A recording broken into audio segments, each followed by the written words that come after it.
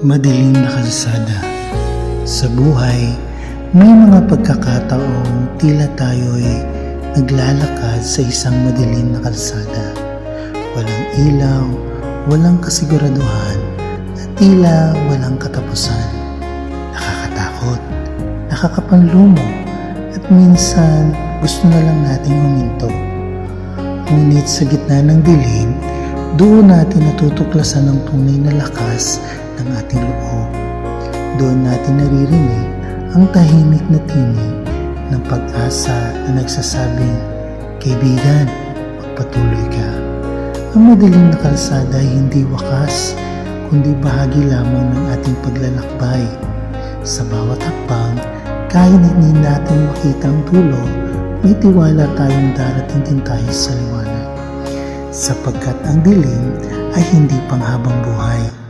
Ito'y paalala lamang na mas maliwanag ang umaga kapag naranasan mo ang gabi. Kaya kaibigan, kapit lang, magtiwala, magpatuloy. Dahil sa bawat madilim na kalsada, may liwanag na naghihintay sa dulo.